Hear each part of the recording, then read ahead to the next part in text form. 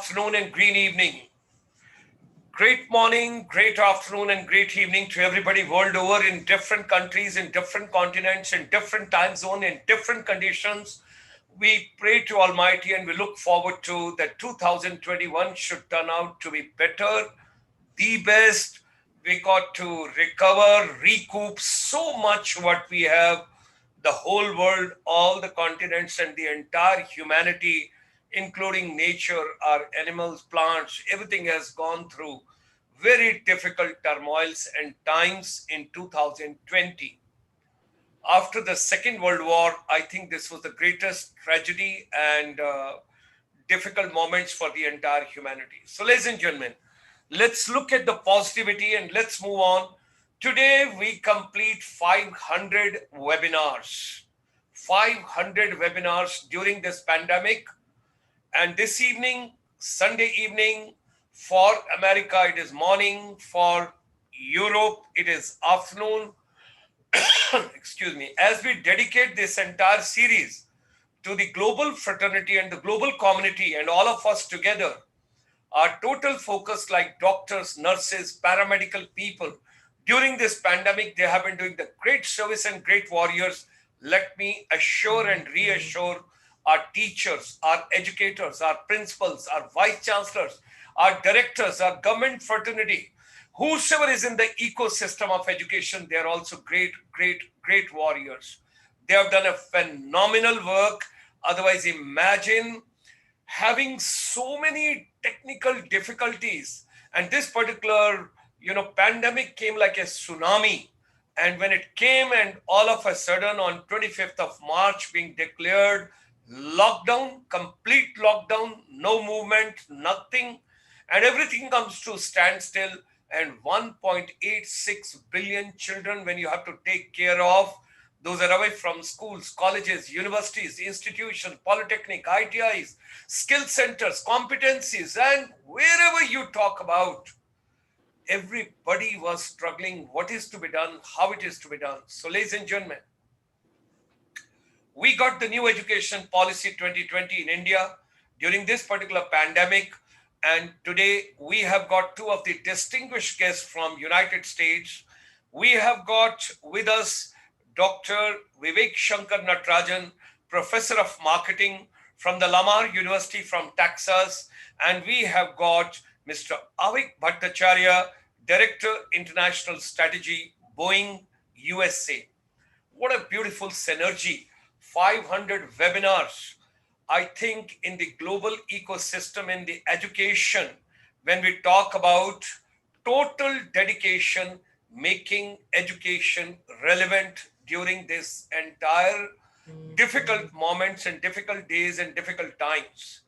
And it is a global confluence of intellectuals, great scholars, and at the same time, visionary and the corporate. Today, it's a beautiful synergy. I have got academics and I have got corporate together on a common platform. Corporate always tells academicians, don't give us the finished product, there are skill gaps. And academicians always keep struggling what is to be given to the corporate sector so that it is 100% absorbable, consumable, and adaptable by the corporate sector. Ladies and gentlemen, hearty welcome to all of you on Sunday, 27th December 2020, in the beautiful evening of India, morning of Canada, United States, Latin America, and afternoon of European Union, and of course, a couple of other countries, those are joining us. Good news that 9th of January 2021, there is going to be next Bhartiya Parvasi Divas, and that is going to be a virtual summit. 4 curtain raisers have already taken place, and we wish to change the figure. Till yesterday, we had 30 million overseas Indians, and all of a sudden, Dr. Gulshan Sharma, how it has got changed to 31 million. Ladies and gentlemen, the latest census and the statistics being provided by the Ministry of External Affairs, Government of India, that is that there are 31 million Indian diaspora, our brothers and sisters abroad. Those are bringing proud to us, working hard and putting in a lot of efforts. At the same time, the Honorable Prime Minister of India is also giving his heart and soul to the development of the country. And this new education policy, which came on 29th of July 2020 at 4 p.m. in the evening, along with Dr. Ramesh Pokhriyal Nishank, the Honorable Education Minister of India. So, under the blessings of Honorable Prime Minister, with the implementation strategy of the Education Minister, let's move on with the new education policy. Education, skills, technology, and creativity, how they got to be blended together. We just got all the educators together on a common platform because this week we are basically utilizing for Thanksgiving to everybody whosoever helped us in the entire ecosystem in the last 9 months in this particular chamber inputs. Now, we have given the thanks to more than 5,000 principals, uh, vice chancellors, directors, uh, counselors, technocrats, everybody whosoever is associated. Just we have done on 26th.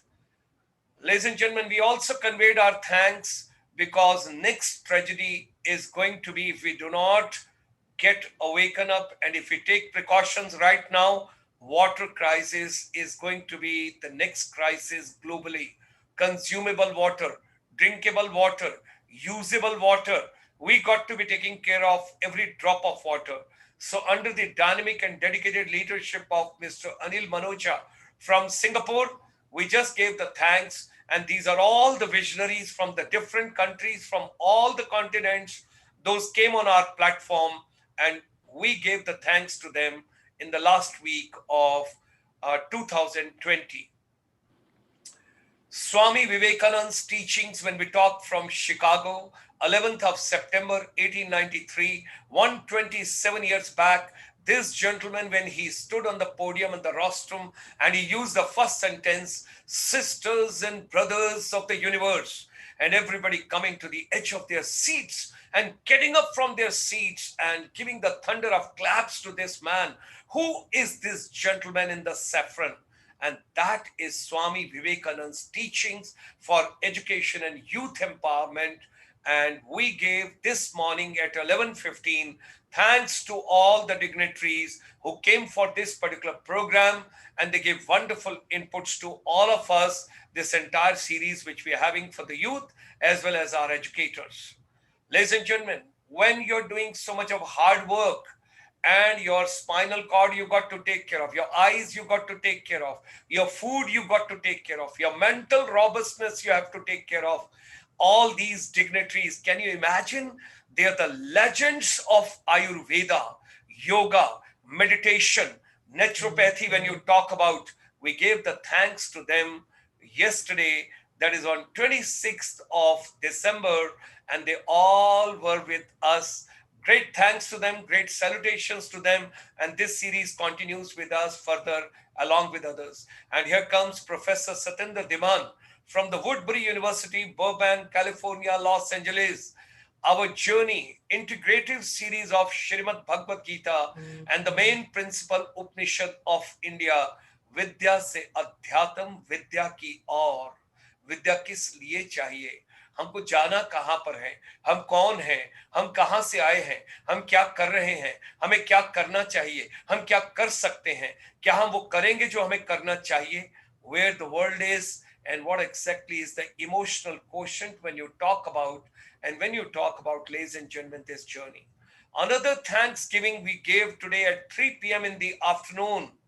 All the dignitaries from the 10 countries who joined us: Myanmar, Cambodia, Laos, Singapore, Malaysia, Thailand, Indonesia, Philippines, Brunei, and all the 650 million population, fastest growing economy, doing the wonders. Our president, along with others, today at 3 p.m. in the afternoon, you can imagine we gave the thanks to all of them.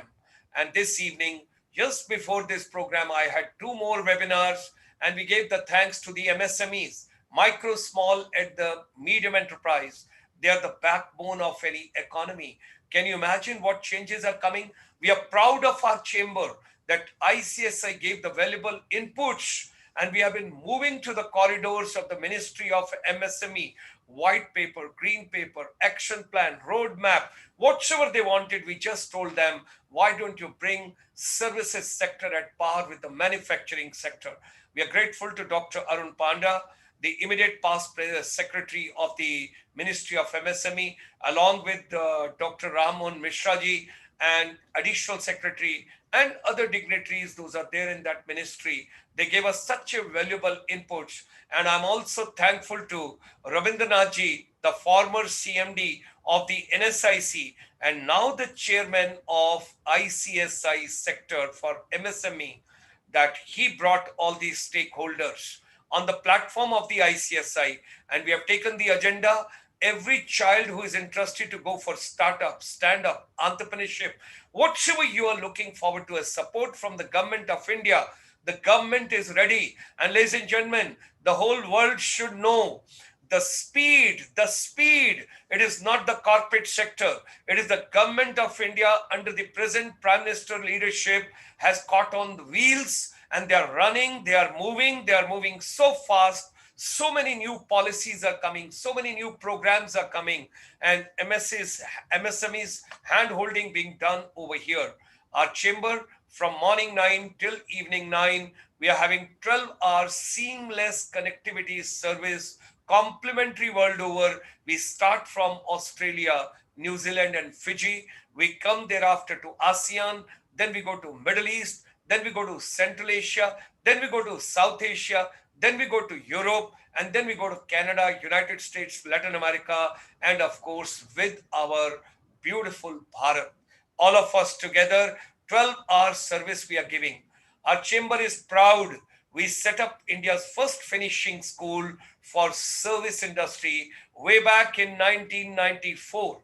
What we are talking today of etiquettes, manners, gesture, body language, personality enhancement, communication skills, interpersonal skills, and whatsoever you have got the skills to go abroad and work over there, your creative thinking, your logical thinking, your analytical thinking, all that being taken care of. We started with our brothers and sisters, non-resident Indian diaspora, way back in 1994. It is not a living skills, it's a life skills, what we focused with soft skills.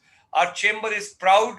We started in a very humble way for this particular pandemic to give our hand to all the needies wherever they are in the education ecosystem. And today we are having 26 webinars per week. That is the agenda. And today, when we complete 500 webinars, we have already set the milestone further.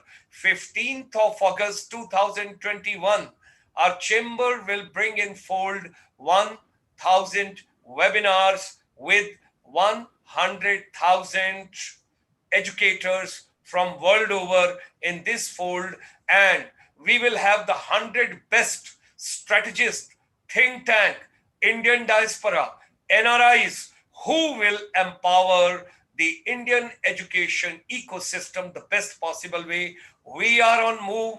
We have caught on speed. We are moving very fast. We are going with the lightning and electronic speed.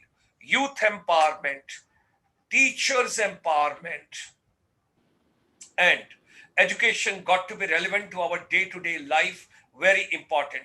Education is incomplete if any college, any university is just churning out the students and not giving them the right job or not giving them actual hand holding as an entrepreneur.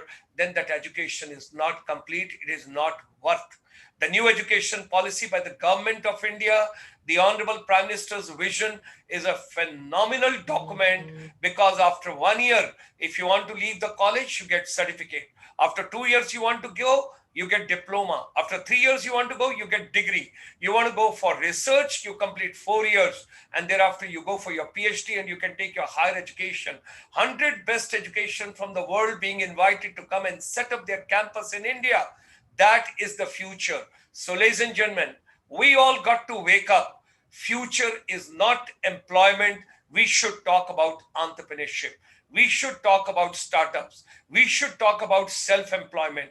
Number of areas got to be taken into consideration. Water conservation, we have already discussed. And this all is going to be possible in the ecosystem only when you do women empowerment. Because when you empower women, because she's mother, she's daughter, she's wife, she's sister, she's granddaughter, and at the same time, she's teacher. That is the way we have to look up. Can you believe it? This is my rooftop. Right during this pandemic, I'm growing my own organic vegetables and I'm eating that only for the last 8.5 months. Ladies and gentlemen, why don't we have the startups related to agriculture? Organic farming is so important. Your health is so important. Your wellness is so important. There's a gentleman called Tim Grover in United States. Whenever I get across to him, he is the coach for Michael Jordan. And he says, we spend time 100% in the gym on our body. Even if we spend 1% time on our mind, we can do mind-blowing activities on this planet. Ladies and gentlemen, music, very important. Whenever you're doing any activity during the day, you should have music as the integral part, whether instrumental or other. It's a stress buster. No anxiety, no stress. Great thanks to Mr. Mohit Soni, the Media Entertainment Sector Skill Council CEO. He's a corporate and he is at the same time with the Ministry of Skill Development and Entrepreneurship, Government of India.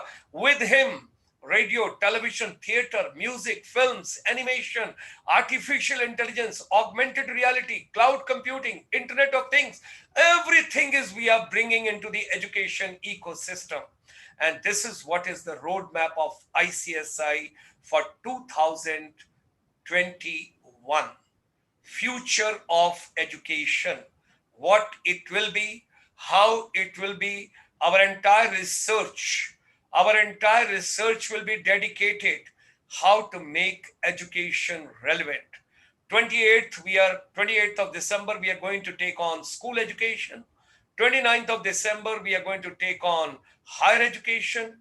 30th, we are going to take on skills. And 31st December, the last day of 2020, we are going to take the MSME sector. Education is incomplete without getting the child either into a job or into entrepreneurship. Future schools, how they would be, that will be on 28th. Future of higher education, 29th. 30th is going to be our skills. And 31st is going to be with the Honorable Prime Minister's blessings and Nitin Gadkari ji and Sarangi ji, we are going to take the future trends in education, Shiksha, Kaushalta and Udmita. The new golden triangle for India, education, skills and MSME. That's the way we are going to have a buzzword. Our chamber, whatever research we have carried out during this pandemic, the new golden triangle, the new order of the world, B2B is no more business to business. It is back to basics of life. There has to be a sustainable development, your basic food, your basic health, and your basic education, earn and learn. And finally, we say, whatsoever human mind can conceive and believe, it can achieve. Let's come together. Let's be together on this journey. Let's make education relevant. Global confluence of educators, motivators, technocrats, counselors, wellness experts, corporate, government administrators, decision makers. ICSI extends you a very warm welcome. Should you wish to be a panelist or send your suggestion, do write to us at the email. Should you wish to talk to us, send a WhatsApp to us. This evening, it's a privilege. We have got two of the distinguished guests from the corporate sector. We have got Mr. Avik Bhattacharya, director at Boeing, that is at Seattle, Washington, United States. He's an international business leader, skilled at setting up and growing businesses, focusing on international strategy and business growth opportunities, skilled at leading international teams. And ladies and gentlemen, proud of Dr. Vivek Shankar Natarajan, professor of marketing, Lamar University, Texas, who is emotionally and deeply, deeply spiritually linked up with India. And he wants to do something for India. He's committed to do something for India. And he wants to bring his valuable inputs for India, whatever he can give in the education ecosystem. Professor Dr. Vivek Shankar Natarajan is a professor of marketing at the Lamar University at Texas, USA. He holds a Bachelor of Engineering in Electrical Engineering from Bangalore University, an MBA in International Business from Panjab University, Chandigarh, and his PhD in Marketing at University of Texas. Dr. Natarajan is one of the most experienced professor in area of online education and role of technology in higher education. This is one of the buzzword which we all got to take on, online education. With continuous involvement in that area of about a decade, he was awarded the Distinguished Educator Award by the Federation of Business Discipline, Association of Collegiate Marketing Educators in 2018. Ladies and gentlemen, join me in welcoming and extending a very hearty welcome to both the dignitaries. Those are joining us this morning. It's an early morning. I would request you hold your cup of coffee, cup of tea, your hot water, and whatsoever you want to keep it next to you so that you keep sipping. Yes, you keep sipping and keep giving us wonderful notes. So it is academia and the corporate together on a common platform. And with these words, I hand you over to Professor विवेक शंकर नटराजन और मैं अपनी वाणी को अब विराम देता हूं. Well, good Subha Sayankalam or Suprabhat. थोड़ा volume. Can you hear me? Can you hear me now? It is very, very less volume. Okay. Volume.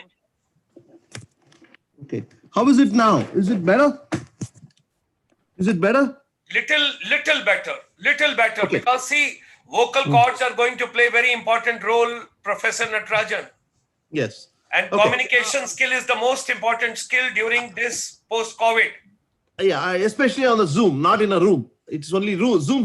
Yeah. So anyway, good morning and Suprabhatam to those of us in the North American part of the world, and Subha Sayankalam, good evening to those of us in Bharat. In fact, this is a great day. I would like to start with remembering, mentioning two things. Those are connected to two of our wonderful leaders who are shaping India, who have shaped India, who continue to shape India. One is 2 days back was 25th of December. People remember it for a variety of reasons, Christmas and all that. But for those of us from India, it is the birthday of late Shri Atal Bihari Vajpayee, one of the greatest prime ministers, greatest Indians, Bharat Ratna, and a vision. I mean, a lot of us were inspired by his leadership. And if you see this passion, it is the lamp and the fire that he lit in a lot of us. So Atalji has been done many things, but in this chamber, it is pertinent to note that he did not agree with their notion that, the previously NRIs were said Naraha Indian, but he really took it back and made us Bhartiya, Pravasiya Bharatiya. So he was able to see that connect and he bridged the gap. So it is pertinent that we remember this great man.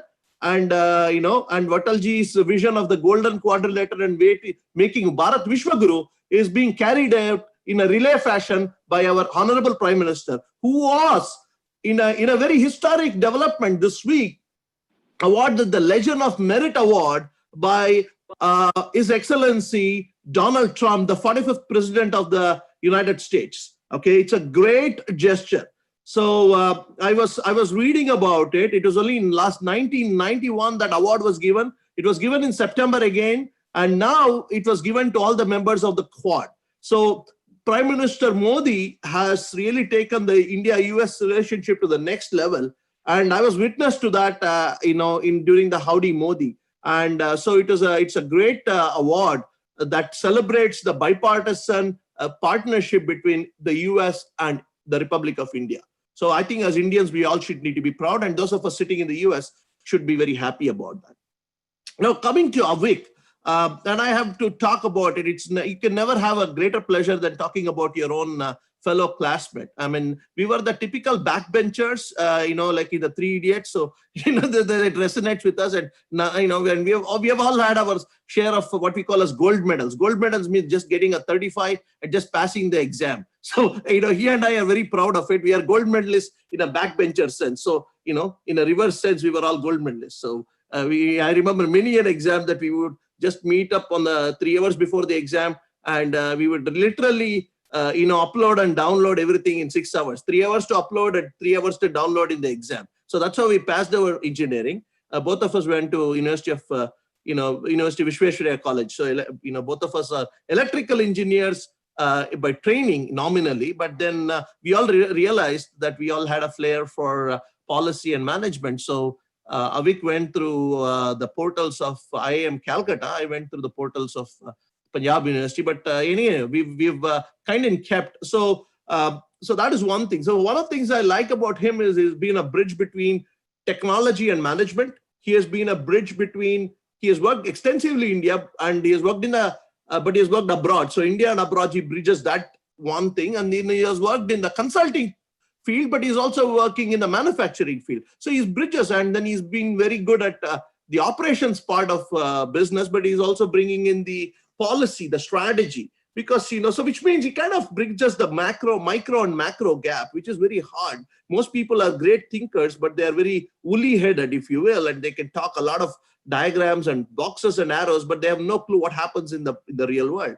And then there are those people who miss the forest for the trees. So I would think that he's one of those guys in a very rare combination with all his experience. So I don't want to take too much time away from him. Just to preface, I would request him to talk about how do we make sure backbenchers like us who are now going through the portals of engineering schools, how do they kind of come up to and become successful? And I believe that both of us are somewhat successful. The fact, so how do we motivate that? That I think should be the theme, but we could also talk a little bit about his policy experience, because one of the things we have talked a lot is, what is the multiplier effect whenever we get somebody like, example is Boeing, but or any manufacturing comes to town, what is the multiplier effect on the MSME industry? And then how should Indian higher ed also have a policy dimension in, when they teach or when they do research? And then he and I talk extensively about it, because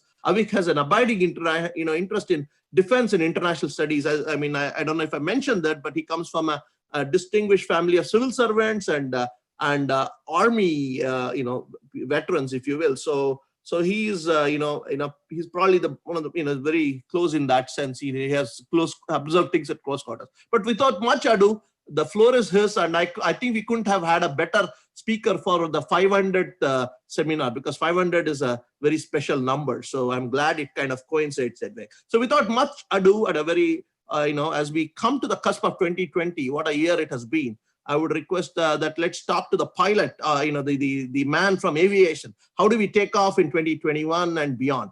With that, Avik, the floor is all yours. And I'm going to go, hide myself behind my camera and put myself on mute. Thank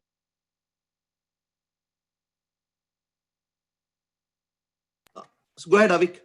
Avik, you're mute. Your mic is mute.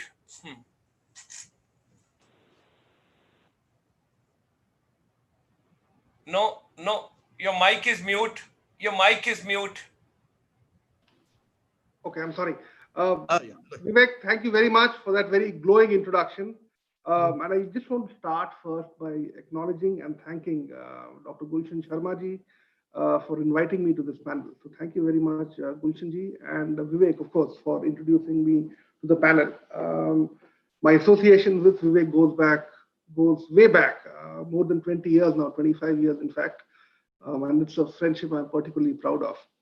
Vivek mentioned about us being backbenchers and how we have come to be where we are. I think if I could link it directly to our national education policy, one very seminal aspect of that policy is to try and make education multidisciplinary.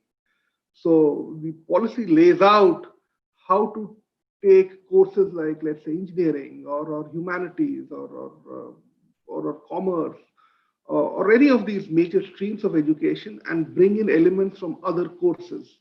Typically, the system we have had in our country is you go into engineering, you spend 4 years learning various aspects of engineering. You might do 1 or 2 minor subjects in humanities, but that is just about it. And therefore, one of the things that we have heard a lot about Indian students after they graduate is that they are very good in their disciplines, but they are very unidimensional. So I think that aspect of the national education policy is very helpful. And I'll just point 2 more things. This is something which is being brought into effect now, which is good. The reality is our... Mr. Bhattacharya, I'm so sorry. People are pointing out they are not able to hear you. Okay. They are not able to hear you. You have to increase your volume, and same thing goes for Professor Shankar Natarajan. Also, people told that they could not hear him properly. So I would request you kindly increase your volume, please. Kindly increase your volume because... Let me. Can you hear me now? Is this better? It's better. It's better. Okay. Thank you. Yes, I mean I'm happy to calibrate my volume. Please just let me know. Okay. To go back to Vivek's question on how backbenchers can come to be in the areas or the position that we are in, I would just point to some aspect of our national education policy, which I think is very helpful, which is to make education multidisciplinary. So currently, we have had a situation where education in our country, the higher education streams, whether it is engineering, whether it is humanities, or whether it is commerce or science, is in a vertical. We go through 4 years of engineering with almost all topics covering various aspects of engineering, with maybe 1 or 2 minor subjects of humanities. And I think this is very good that the government is bringing in a policy whereby education can be multidisciplinary.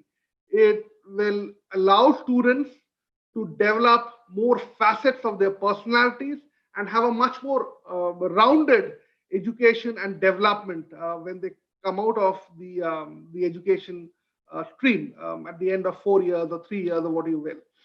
And this actually harkens back to the system we used to have in ancient India, whereby students used to be taught in gurukuls and in various other systems that we used to have, various aspects, things like logic, things like grammar, math, science, astronomy, warcraft, practical skills.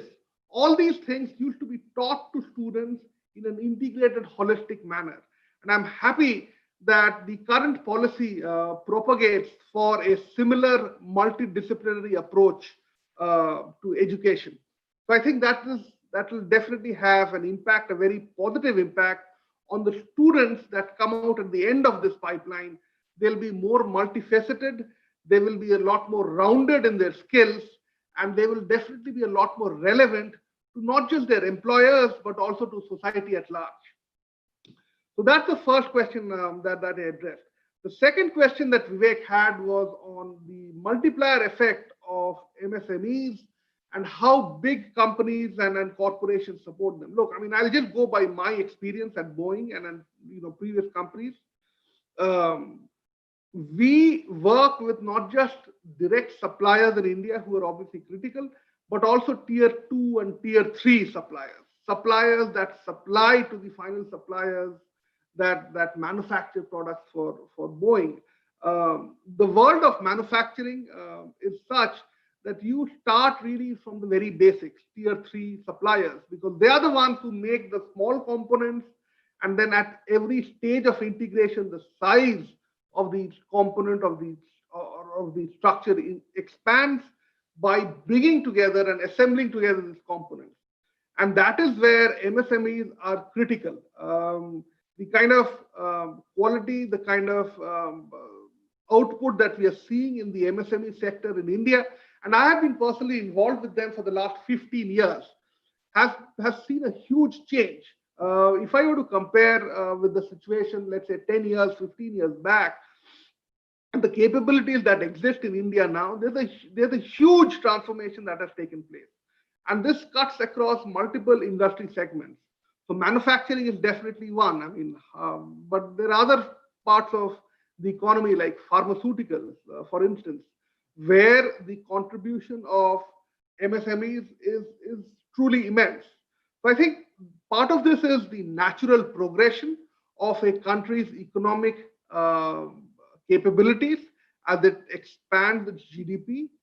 And the second aspect is as the economy expands and as companies become more integrated into global supply chains, they develop capabilities that are relevant not just for the Indian market but also for the global market, which has in turn a multiplier effect on the capability and quality of these companies.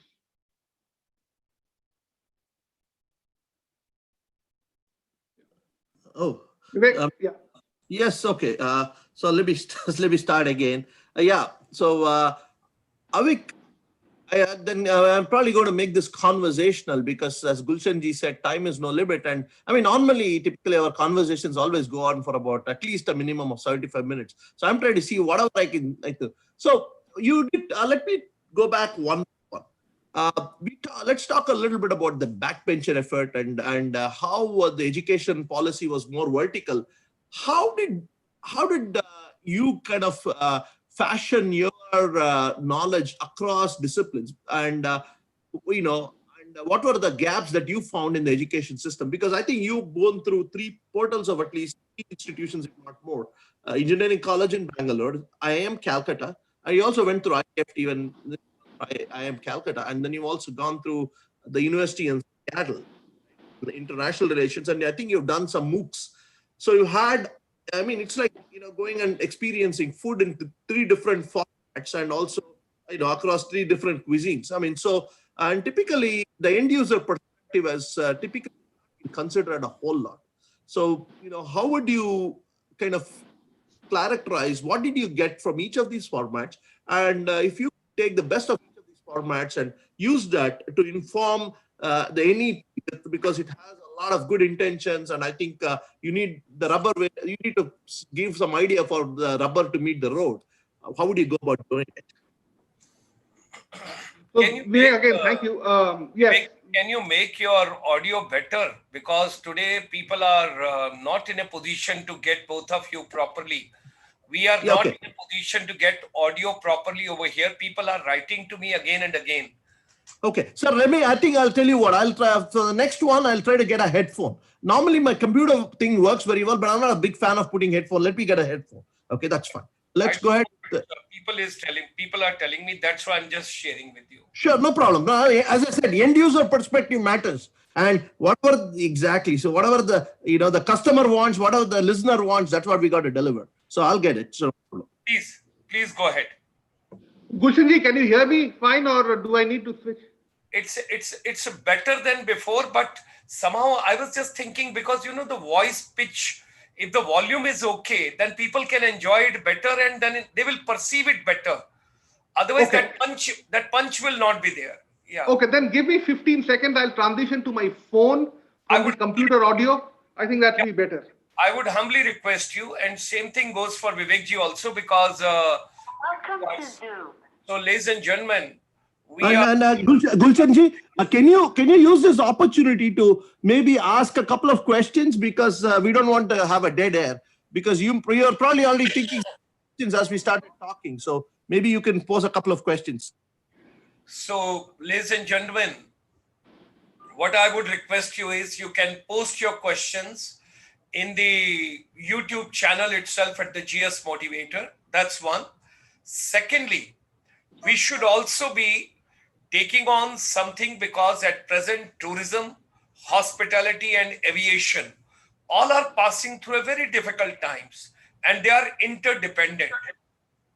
And when I talk about this industry, because my entire life I dedicated to tourism, and particularly when I talk about aviation, whether it is IATA or it is ICAO, I have been deeply associated with all of them, and I understand what exactly presently the situation is. If India will not be able to get the inbound tourism for some more time, so when the aircraft is not coming from abroad to India, so aviation sector. Thereafter, when the people are not physically coming, hospitality industry occupancy is not there. And when they are not traveling to different places, then tourism is also. So it's a triangle which we have to take into consideration, starting with aviation, coming to tourism, coming to hospitality. They all are interdependent and interlinked with each other. Well, we will talk about that a little later. Let's first of all, now their thought process, what they want to take on now, and they want to discuss, because today we are basically talking about what kind of a research India needs, what we should focus on, how the youth should prepare, and these two youth, how they should become the icon and they should become a motivational force for our younger generation? Please go ahead. There is no voice, Professor Shankarji. There is no audio. I hope this audio quality is better. थोड़ा सा बोलिए जरा, थोड़ा सा तो फिर हमको पता लगेगा. Please go ahead. ठीक है. So Gulshan ji, firstly, thank you again for those questions. To the question that Vivek posed about how I thought about what kind of courses to study as I grew. Look, there are some basic conceptual skills that one needs to develop after coming out of high school. And that is in terms of whether we adopt a science education or a commerce or humanities or engineering. So that's very basic to all of us. But as we start undergoing that kind of education, we realize that there are certain gaps that we need to fulfill. Part of this is driven by our own personalities, whereby we want certain facets that we want to highlight. And the education system, as it currently stands, may not always provide those opportunities. So we look for instances like co-curricular activities. We want to participate in sports. We want to participate in college debates. These are all outlets for us to be able to develop those aspects of our personality. Now, if we had systems whereby some of those qualities could be developed and honed as part of the education system, then that would only add to the quality of output at the end of a 4-year or a 3-year program. So that was number one, how I did my engineering. After I did my engineering, I worked for a while at a lab, but my ultimate intent was to study business management, administration, which is how I ended up at IIM Calcutta, which again provided a very different aspect of understanding not just the world of business and administration, but also understanding people. As we go through our lives, we understand that the most important aspect really is about how to work with people and how to handle large teams. And that was something which provided me more grounding in how to work in large organizations, which really is just another word for working with large groups of people. So those were the two initial kind of impetuses at the early stage of my education.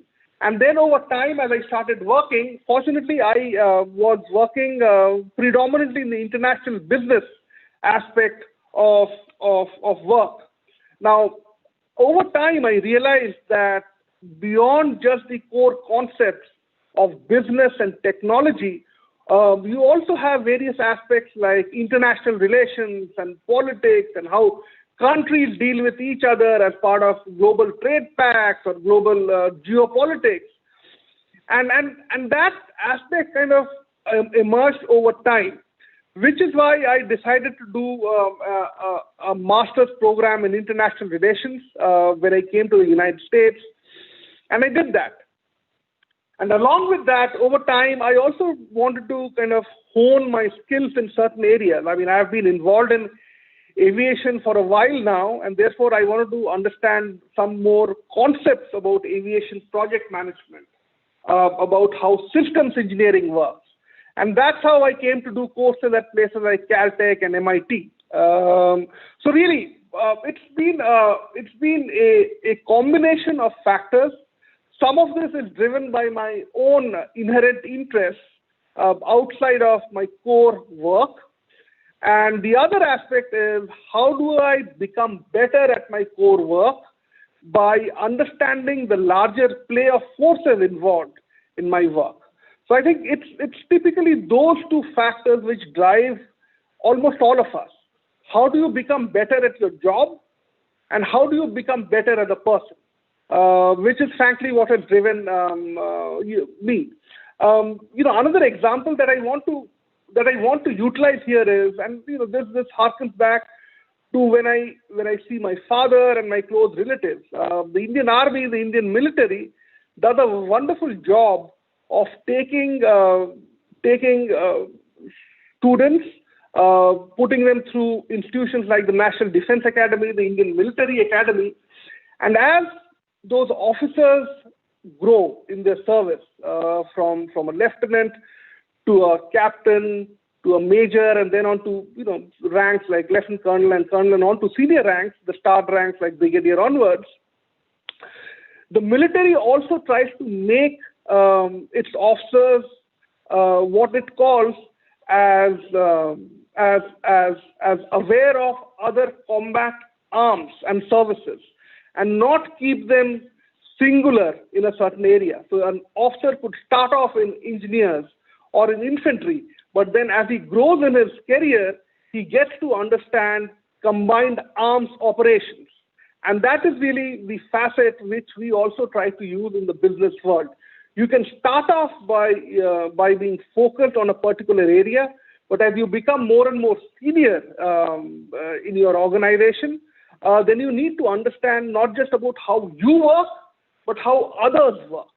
Because when you lead teams, you need to be able to understand how other systems, how other organizations, about how other teams operate, which is why a much more broad-based education is important as one becomes senior and, dare I say, older in life. Great what you have mentioned. I would just like to take on that an input which will be given to you, that the new education policy which Government of India has announced on 29th of July, co-curricular, extracurricular, sports, all these activities are integral part of education now. They are not a separate subject. Secondly, you have given a very important skill, how to work in a team, how to work with others. That is another very important part which has been taken. In fact, when you look at all the 66 pages which are uploaded on the Ministry of Education website of Government of India, where they have given the 8 chapters, that is to school education, then to higher education. It's such a beautiful policy. And now once it gets implemented, every aspect of education has been taken into consideration so pragmatically. And the best part is, before formulating this policy, they have gone right up to the village and the block level. And for 1 year, they have taken the inputs from the last man in the street. If you have got any suggestions, do let us know. And I attended as a part of the entire program on 29th of July. This year the policy got announced, and I'm just recapitulating. 29th of July 2019, there was a get-together of 1,000 vice chancellors in the auditorium of the AICTE complex, All India Council for Technical Education, and along with Professor Anil Sastrabuddhiji, chairman, then Mukul Kanitkarji, Bhartiya Shiksha Mandal, and all these vice chancellors, and then a couple of other dignitaries, including UGC chairman. And at the same time, when we saw the galaxy, our chamber was part of one of the deliberations over there. They made 8 sectors to discuss on a couple of areas. So I personally feel, when I have got into the bottom from our chamber as a Director General, this policy is futuristic, it is practical, it is pragmatic, and it is, if it gets implemented in totality, one is policy, then implementation, then monitoring. 3 parts are there. And they've also taken a decision that 6% of the GDP to be spent on education system. That is another area which they have taken very well. Now, Professor Natarajan, you had a question. Gulshanji? Yeah. Yes, sir. No, I just want to reflect on a couple of things. First of all, I wanted to make, is my voice better now, or can you all hear me better? It is better than before, but it is not like first day. Yes. Okay. Yeah, hopefully, anyway. So there are 2 things I want to reflect on. Was the fact that Avik mentioned about extracurricular. I think, the idea was, we kind of talked about this, why do people go to a Harvard or a Stanford? I mean, any of these big schools, they say it is not the professor, or that is true. We have very good brains working and doing research, that we get that. But we also go because of the class that comes. So the network. So it's a hub and spoke model. So there is a hub, and the professor is the hub. That's what happens in a case study. So that is, but we also learn from the other students. So this co-curricular activities is really not, it is actually about learning from your peers. We learned a lot being on the quiz team. We learned a lot being on the debate team.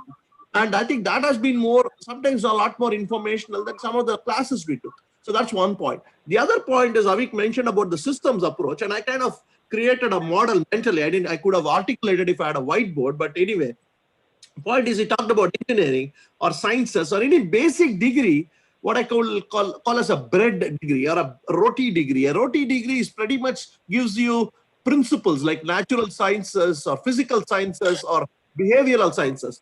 So that's a good baseline degree. I think I would encourage everybody should have one. And then you had a business degree. I always call the business like a cream cheese or a butter. You need to add a butter on top of your roti or like a sabji. And then you need an icing on the cake. That is where having an international relations. So basically, in Avik's case, it was engineering, which was all about machines. And then MBA kind of give you processes and people. And international relations goes at a higher level of people, which is nations. So I guess the systems perspective, if you understand worlds from a systems perspective, and we have to understand at each stage, education should cover. But then we got to integrate, and then now lo and behold, when you are in a certain vertical like aviation, then we also need to go for deep learning. And there is one thing we talk about in our institution. We talk about lifelong learning. So institutions cannot just be a place where people, this kind of goes back to what we call as relationship marketing in marketing. You don't sell a transaction, you make a relationship. So I think institutions could kind of become a place where you not only, it's like a driver's license, you don't get it once and get out. You kind of come back periodically to renew, re-engage, and relearn some skills. So I guess we need to also create institutions that can do that. I mean, right now what we get is a MOOCs kind of a mentality, which is okay, but that's a little bit of a wild west. Anything can be a MOOC. So, if better institutions that are accredited can get into this business of lifelong learning, not only giving them undergraduate, graduate, postgraduate, doctoral, but also kind of MOOCs where people can, hey, I want to know in 6 weeks, I want to get an idea, about supply chain or aviation or post-pandemic development strategies. Whereas, that level of resource needs to happen. Chambers like yours are doing that. But that is, you're creating the knowledge, but if there is a way to distill it and disseminate it, that's another void in the category that I thought came out of Avik's thing. But Avik, could you also talk a little bit about extracurricular and how did your influence of moving across India and across the globe, how did that shape your learning journey and your career trajectory? Oh, thank you, Vivek. Good question. I think a couple of things there. Yes, I actually studied in 6 schools before I went to college, and that was because of the transferable nature of my father's job, who was an officer in the Indian Army. So a couple of things there. First, it provided me at a very young age the perspective about how, in spite of differences that we have in terms of language and religion, etc., the country is truly integrated. It's truly one country. There is a very core, strong concept of Indianness amongst all Indians. And I can say that because I studied everywhere from Bangalore, Karnataka, to Hisar in Haryana, and the 4 other schools in across the country. One, which kind of inculcated in me and most students who undergoes such kind of experiences that early in life, this innate confidence in the idea of Indianness and how this country, in spite of all the adversity that has faced, will continue to grow and shine. And we have always looked to the government to that would kind of help the people of this country get over some of those adversities, and that is what is beginning to happen now. Gulshanji mentioned about the national education policy of that was launched last year. It is truly, it is truly a path-breaking initiative. I think this was brought into effect after the last education policy, which was, I think, announced in 1986. The education policy now will have to pay heed two aspects. One, the world is changing. I mean, the digital savviness of today's young generation, all the way from secondary school onwards, is to be seen to be believed. I mean, the kind of computing power that kids that are 8, 9, 10 years old have at their fingertips is something you and I could hardly imagine, when we were at their age groups. So that's number one. The second thing is, as the Indian economy continues to grow, the skills and capabilities we require in our people will be very different. And will be a lot more, will be required in a lot larger number in terms of masses. I mean, the capabilities that a 10 trillion economy or a 5 trillion economy requires are very different from what is required by a 1 trillion or a 2 trillion economy. And I use that GDP concept loosely, and I'm not just talking about industry or any aspect like that alone.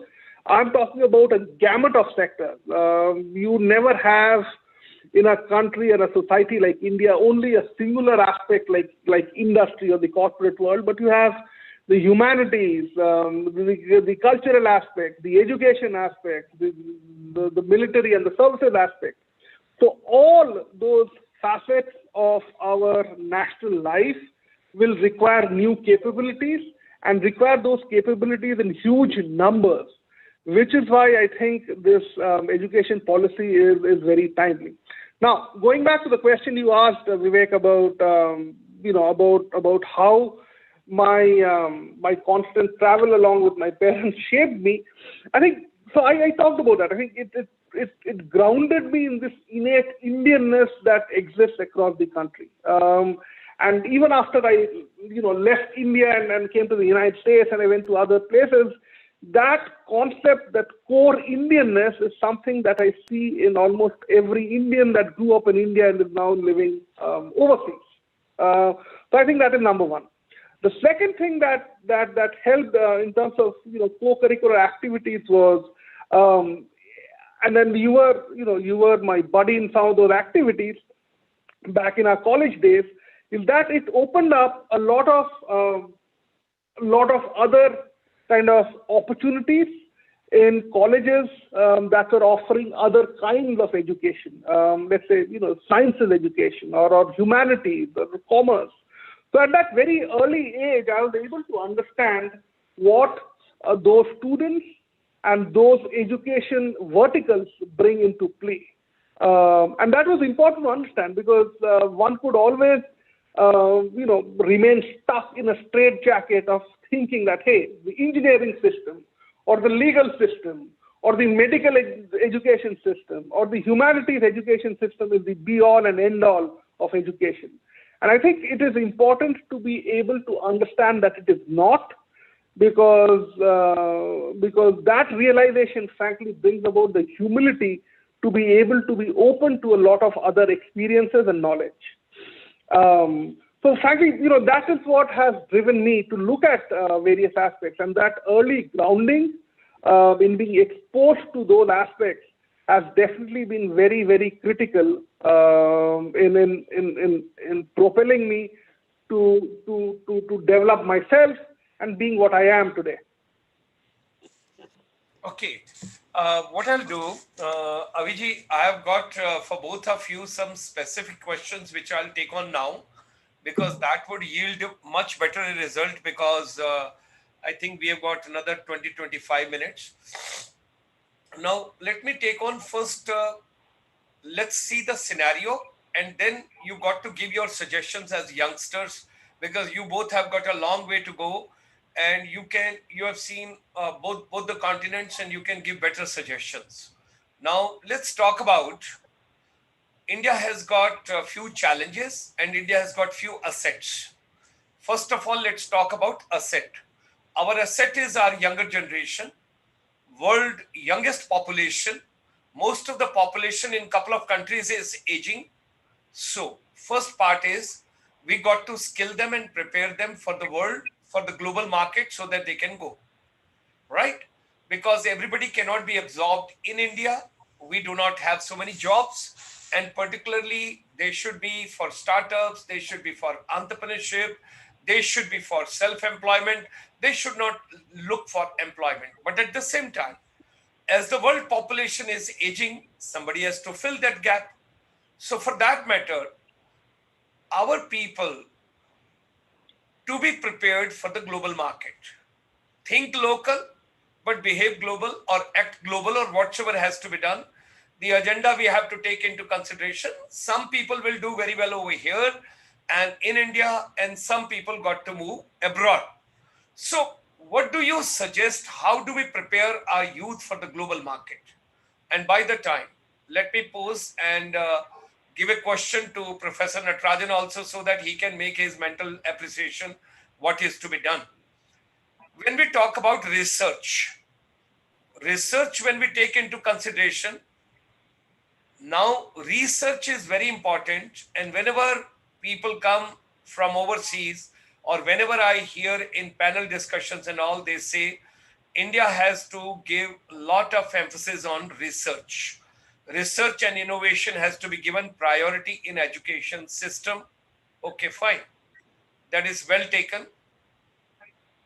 What areas research which is futuristic, which is feasible, which will have right opening for youngsters, and which will empower the Indian education ecosystem also to be taken. These are the areas, something we should talk about research later. We can go back to Avi or we can start with you. Both of you can decide. And then, we can build the further model from there. Okay, so basically what you're saying is, how do we, with Indian roots, how can we create global shoots or global plants, right? Transplants, transplant, I don't want to use the word implant, but somewhat, basically, how do people have with Indian education and Indian background, how can they create a portfolio to succeed abroad, right? I guess that's the drift of your question, Dr. Sharma. Am I correct? That was for Avi. And in your case, it was basically with regard to the research, what we are doing at present. It is conveyed, it is very weak. Number two, it is conveyed.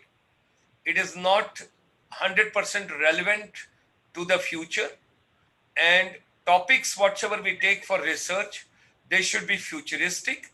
They should be pragmatic. They should empower the education ecosystem and at the same time empower the humanity and the younger generation also.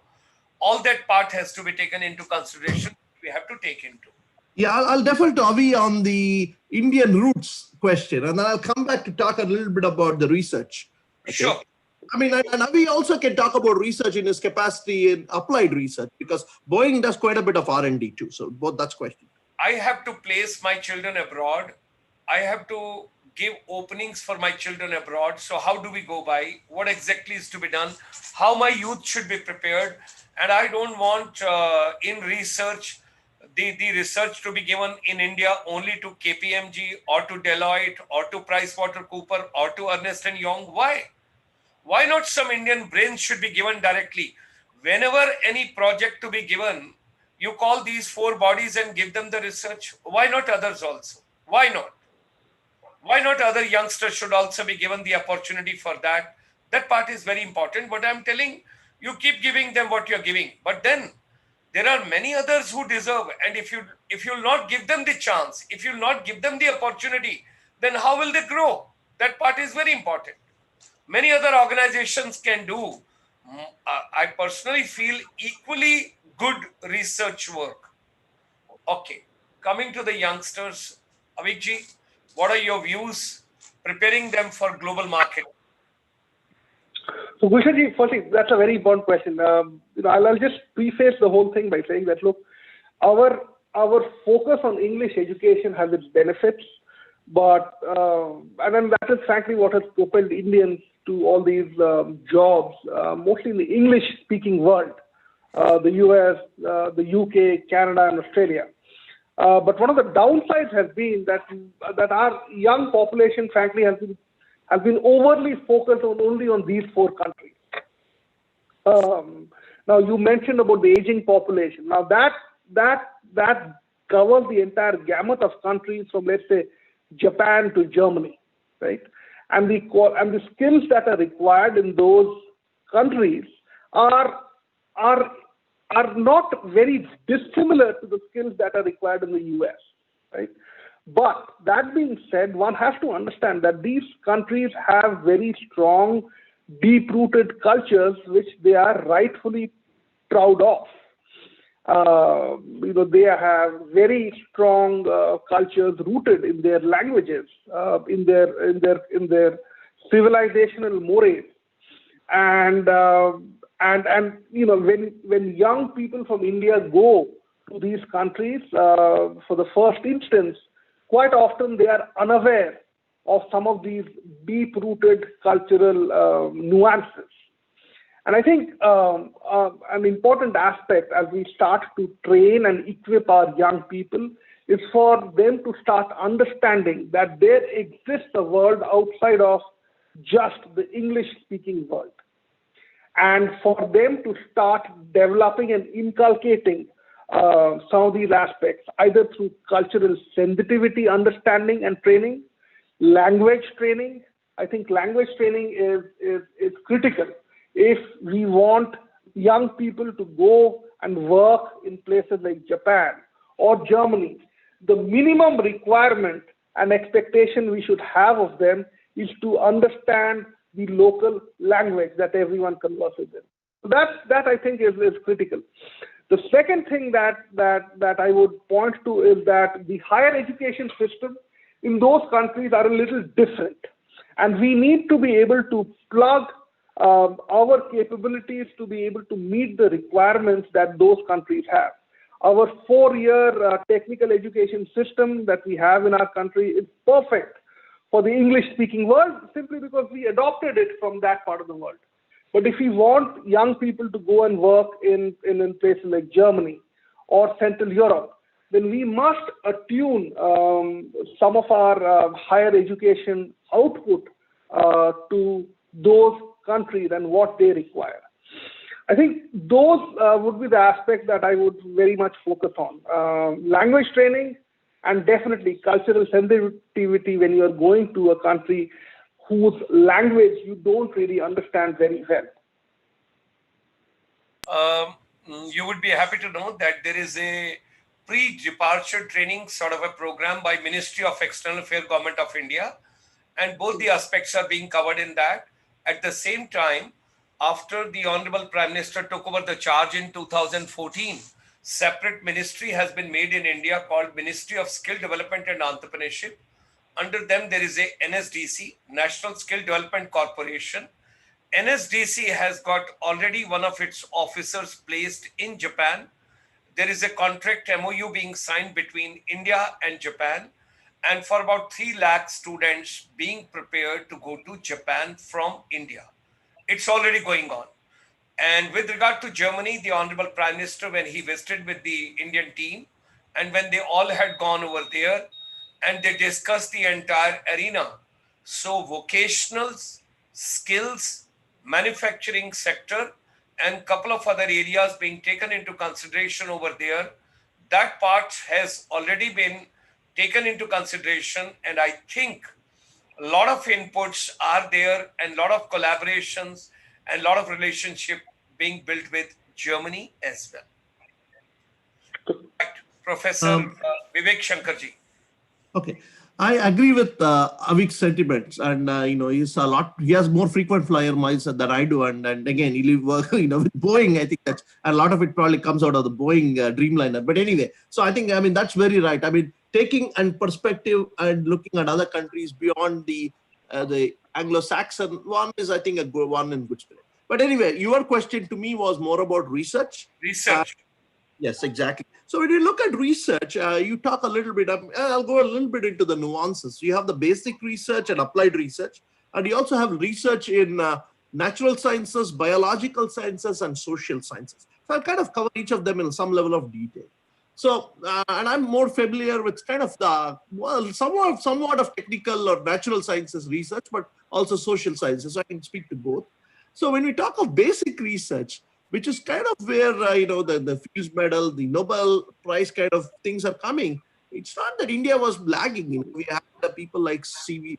Raman and Jagdish Chandra Bose, and that was there. There was a rich culture, tradition of Indian science. I mean, even now, or even you look at the Sankhya, some of the people who have done really well, they've come out of portals like Indian Institute of Science or Indian Statistical Institute, or the other day I was mentioning to you about Professor Subhash Kak, who's out of IIT Delhi, and all of them have, and especially given if they could especially marry their training in Indian science with a deep philosophical tradition coming from the Upanishads, where you have a spirit of inquiry, most of them have done fairly well. But I think somewhere, and my own alma mater, Panjab University, shows up quite a bit on research rankings. But I guess maybe the scale is not enough. The scope, the quality and quantity could be better, and we need to create that. I think there has been some move to create the institutions of excellence, and I hope that takes care of the basic research. Tata Institute of Fundamental Research and all that. And again, over there, I think leveraging the connection of the Pravasiya Bharat, Bhartiya academic. And I was speaking to you about my own society, of which I'm Society of American Indian in academics, in the US. There's a constructive role for engaging with bodies like that, so that a lot of the professors don't teach in summers, and that's a time they could come and work on research projects. So that is something that can happen in the basic research. As regards applied research, I think the things will change in the next 5-10 years, especially when you said about consulting projects going to only the McKinsey or the Deloitte. Let's face this, for the first few years, we only had 3 IIMs and 6 IITs. And it's only now that we have woken up to a scale of, I think we have an IIT almost in every state and an IIM in every state. So there is a critical mass. And I know the kind of research that happens there. A lot of the research that, when I say research, not just academic research, but people who can consult there are all of very good quality. So I think we need to start producing proof of concept, and eventually, especially business schools, they are into the business of not only teaching but consulting. So IIM professors did that, but maybe that was only the few IIMs. But now that you have 22 IIMs, maybe there'll be a critical mass of scholars there who can start slowly foraying. And remember, it takes about, I can speak to my own experience.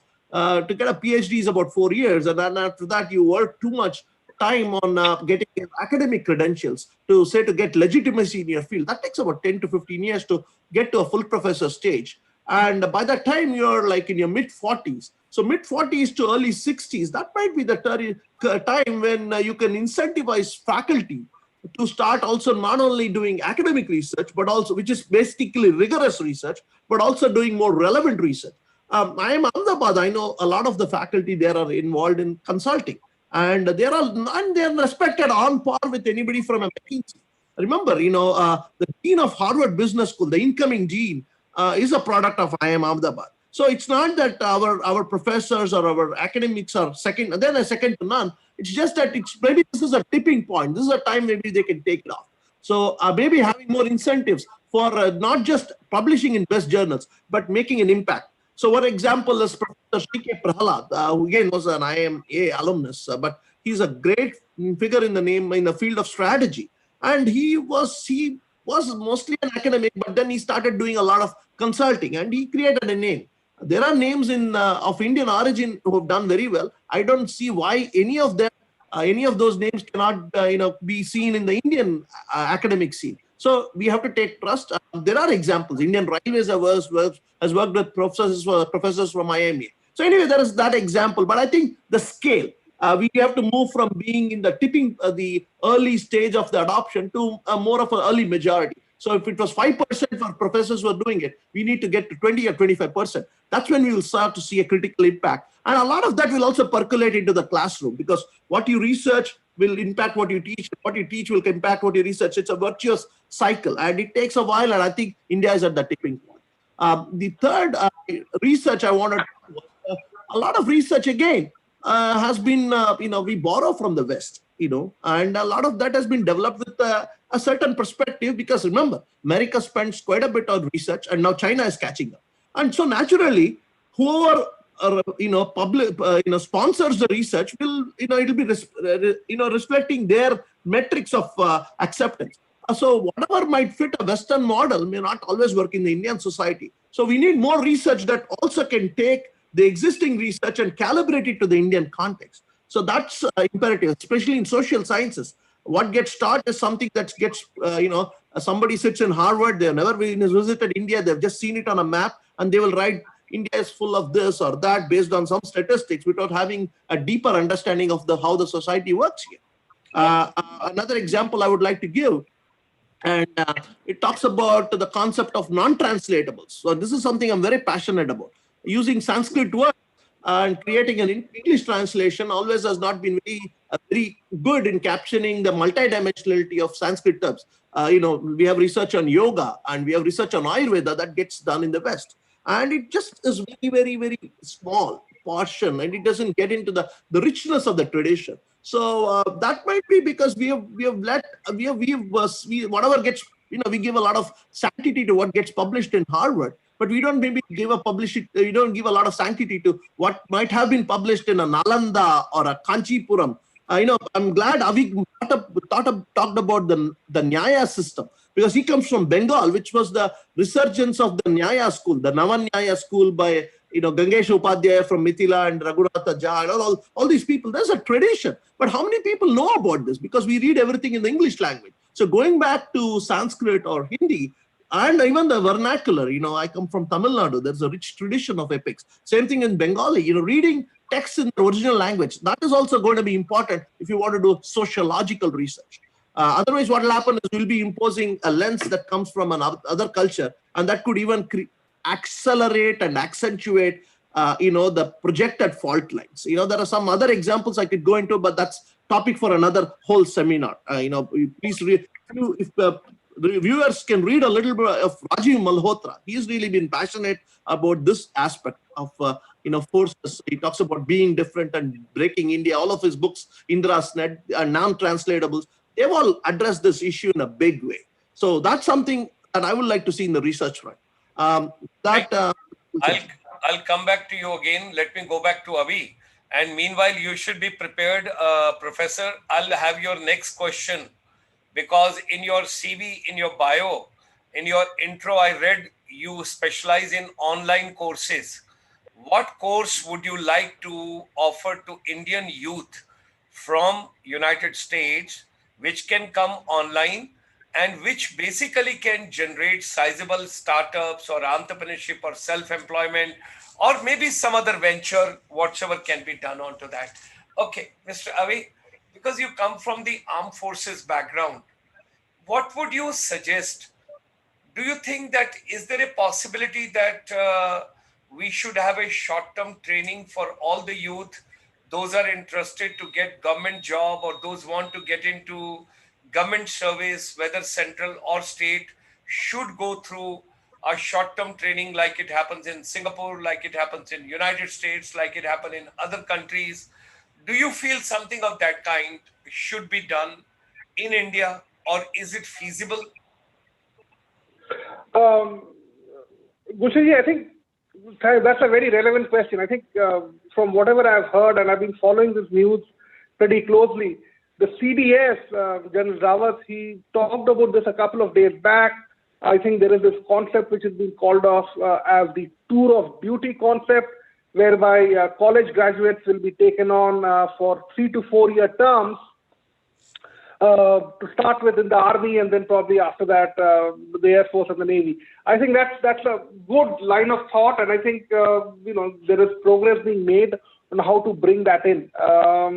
So that is definitely I think a very positive development. To your point, military training definitely inculcates a very strong amount of discipline, rigor, and then people skills, which I think are very, very critical for things that you want to do in life. And also it takes young people out of their comfort zone. So people don't just remain Maa ka dulara. They become stronger in spirit and mental state. And I think that is very important, to train our people. I think, there definitely are very strong positives to the whole idea. I think one thing we need to be just cautious about is that the unique ethos of the Indian military, in which the officers and jawans look at each other as lifelong friends. So if you have people coming in just for a short term, then how would that impact the relationships that are built at the battalion and the regimental levels, which last 15, 20, 25 years? So I think it's those aspects which need to be taken care of. But at the conceptual level, I think it's a very good idea. Okay. It will give a better national character, or it will give a better national feelings, because sometimes I wonder the history books what we are teaching. The other day I was going through one of the textbook of a child of 3rd standard. Not even a single Indian mentioned as a hero over there. Not even a single person. And whatsoever was mentioned in that textbook, it was all given. So children, it's an imprintable age. It's an impressionable age. So the child, whatever impression they are going to imbibe now, they will carry throughout their life. So that is also a narrative which is being built up very, very unfortunately. So to bring the children in, where they should be proud of Indian culture, Indian values, India's heritage and everything. I think the new education policy in that respect also, once it comes into basically implementation, will take care of that something. Now coming to your aviation also, something very interesting.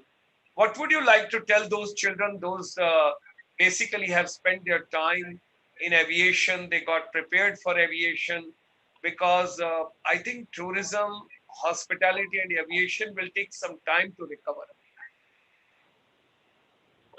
So I agree, Gulshanji. I think it will take some time to recover, but it will not take as long a time as some pessimists think. What is happening with the tourism industry, and you can speak very well to this, Dr. Sharma, is that Indian tourism is not just being propelled by international tourists, but really by domestic tourists. So there is that huge upsurge of demand that's there. There is a huge latent demand.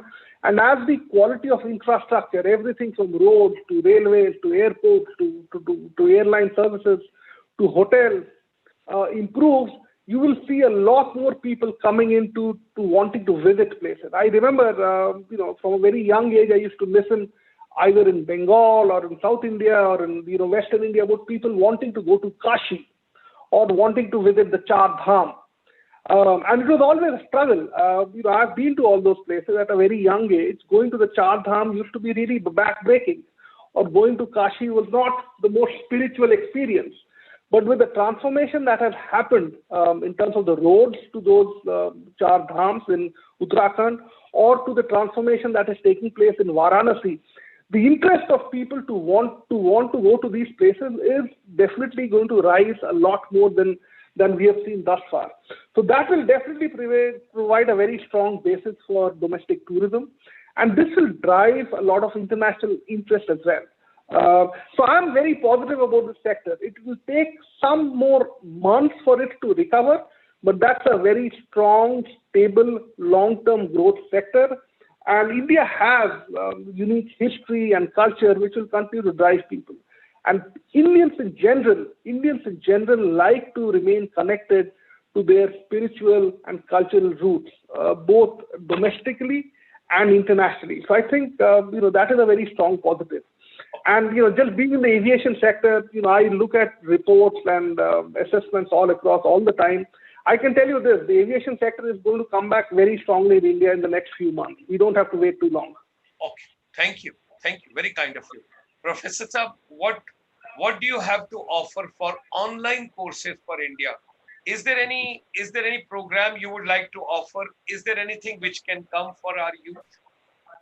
No, I'll tell you, one of the things I would like to offer is, for a long time, I've started teaching in 2012. I was kind of those early adopters. So if I really look at it, I've taught multiple courses multiple times. And generally, I mean, I've started to see my online evaluations tend to be of a better order, because after a while, it's like a it's like a drive-through thing. Once you have everything in order, it works like a clockwork.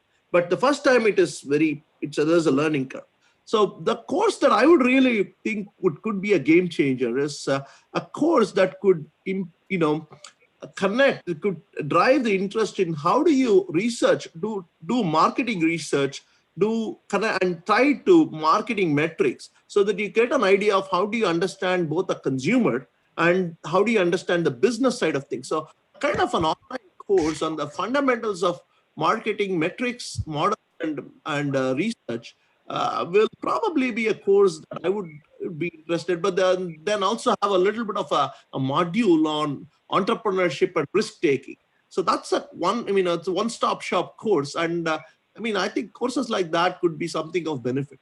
But the other thing that is of value to me is also how do you train students to go and look for idea development, new product development. I think that is something useful, because I don't expect they will develop an idea today. But if you train them, they start as an engineer or somebody on the shop floor or somebody in the accounting. But once you train them to be a marketer, to look for ideas, that is the starting point of lighting the fire of entrepreneurship. It's the spark of entrepreneurship, which later on, if you have the right fuel in terms of passion and venture capital, the spark will become a fire, and hopefully it becomes a fire that will light several households. The fire, that is what it is, because the power of entrepreneurship is a force multiplier of economic impact and job creation. But I also just, I should not stray out of my lane. I need to stay in my lane. But I could not help resist when you asked Avik about the army. Just wanted to say only one thing. A lot of, I teach online. One of the things that I see a lot in my classes is I see a lot of people with, they're all been what we call as veterans, and they come back and they tend to do very well in the online classes. And that's because they're highly disciplined. So online takes a lot of discipline. You need that. It's basically, it's almost like a self-service technology, and for that you need to be a very educated and empowered customer, and you need to have a high involvement with the purchase or the transaction, and that is something that succeeds. Otherwise, if you're just going to switch on a course and hopefully you'll think you pass the course, it doesn't work. So that is also very imperative, because you have to be very careful. Online also, there has to be a mechanism of self-selection, for make sure there's a right selection. Not everybody is cut out for it. So anyway, and I think that is really my take on the online education. If I correctly remember, a few days back, Professor Sanjay, what's his full name? Mehta. Mr. Sanjay Mehta had come. So you were developing a program with him on something. Is it social entrepreneurship or rural entrepreneurship? No, it was basically what we was, it kind of ties into what, Avivek was saying, community engagement. How do you work with the community and become consultants for the community through your coursework?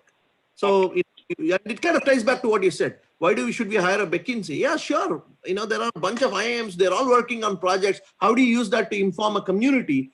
And how do you get that expertise? So you learn and you provide service as a student. That's what the principle of. So let's take it, you and along with Bhattacharya ji.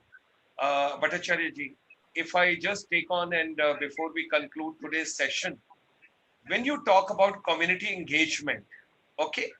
When you talk about community engagement, first of all, whatever education to be imparted, it should be relevant to my day-to-day life.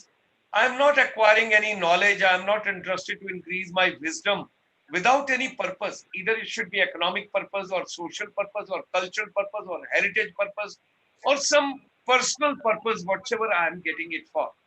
So when we talk about community, if education has to be relevant to my day-to-day life with my living, so when you talk about this community engagement, what exactly on a broader perspective at a macro level you want to convey?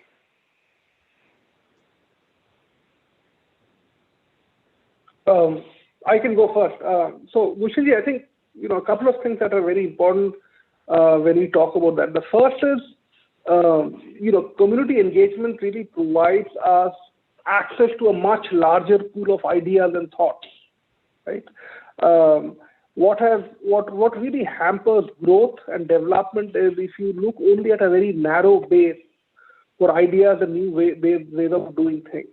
And this tendency to think that only a few people are experts. I think one of the things that the new education policy and the government is trying to change is to broad base that expertise level. So when you have that engagement at a community level, you have more inputs flowing in, a lot more debate happening. And therefore, the quality of policy making, the quality of planning that happens is of a much more enriched variety. I think that is definitely something that we are looking at. The second aspect is, through this community engagement, there is also a process of decision making. If more number of people find that their views have been taken into account, then they feel, then they consider themselves to be natural stakeholders in the process. And therefore, once a decision is taken, either at the government policy level or at a company decision level, then they are a lot more amenable to accept that decision if they know that their views have been considered. I think that is why it is so critical. Okay, thank you. Professor? Well, actually, if I was, as I said, community, I kind of agree with what Avik said. Basically, the thing is this, everybody has to have a skin in the game. They have to have a voice. And community engagement provides a process for that. But it also provides a process for our students to learn on the job. Because at the end of the day, let's face this, a lot of us get good quality education because we receive a huge subsidy from the taxpayer, central or state. And what is the obligation that we give back? So if we could at least use our learning and to work on projects that are relevant to the communities we live in, I think that's a way of giving back. And I find that, and especially my work in the US university system tells me that, whatever, if I can do anything that empowers the community, it is seen as a positive on my scorecard every year. I get credit for it. So we have to incentivize that in our evaluation of faculty and students. That's one thing. But of course, community engagement cannot just become a free trip. Because I remember, Avik and I, we took actually a very contrarian approach in our projects. We actually worked on the renewable energy issues in India. And we actually worked, with the Central Power Research Institute. We actually did some testing and all. And now I was thinking, if I were to go back in time and Avik and I, and we had another guy, Arun, and the three of us, we could have linked with a village and used our project to see how renewable energy could transform a village. Of course, the problem is we really had, typically what happens is, a 6-month project, 3 months you try to figure out what the project is, 2 months you try to collect the data, and 1 month you spend time working with your computer and formatting to have a great report. So everything is focused so much on the report. That we did that, but if there is a way that something that said, hey, you guys need to find somebody with whom you'll work and you transform their life and make that a presentation in the end, I think we could have gone an extra mile. And so I think that is something I would like to see in the next few iterations of our policy. So the point is, community engagement is somewhat exists because sometimes, we have seen students go and dig and plant in Vana Mahotsava. That's something that we used to know. We used to plant a tree, and that's good. But I'm not asking for vanilla level stuff that anybody can do. Like if I'm teaching marketing, can you work with an arts museum? How can they use marketing to improve their image? Or if I'm working, let's say, with on supply chain, how can I work with the local PDS or Food Corporation of India godown to make sure I avoid food wastage at my godown level? That is community engagement too. Not just doing, planting a tree. That's great. Anybody can plant a tree, unless you're a botany person. And then you realize planting certain trees can help alleviate the problem of topsoil erosion. That's a community engagement project. So I think we need to also have the right rubrics and metrics to capture it. But I think the fact that at least if this concept takes, it takes a while for a concept to go from idea to getting critical mass to execution and really transforming the nation. So right now, maybe we are just at the ideation phase. But with the new education policy, hopefully the rubber can meet the road. Thank you. Thank you very much. So ladies and gentlemen, with that, we close today's session. Our deepest gratitudes and thanks to Mr. Avik Bhattacharya and Professor Shankar Natarajan ji. Both of them, thank you very much. Do well in life. Bring proud to India, whatever you are doing. And I also come from the armed forces, so as a soldier, I can understand very well because Mr. Bhattacharya enjoyed entire country going around with his dad because of the armed forces. That's wonderful. Professor Vivek Shankar Natarajan is very keen to do something for India with Indian Vedas, India's heritage, India's culture, India's old civilization, whatsoever best we can do. Both of them have got wonderful ideas, and it was a synergy between corporate and academia together this morning from America, and this afternoon from Europe, and this evening from India. So, wish you both a wonderful, grand success in 2021. Keep giving us wonderful ideas what all Indian diaspora can do in future for India. Our chamber is focused and totally dedicated to education, skills, and MSME sector because no education is complete unless it gives direct employment or entrepreneurship. That is the way we have to work on the synergy and strategy. God bless both of you. Stay fine. So green morning and green afternoon and green evening to everybody world over. Thank you.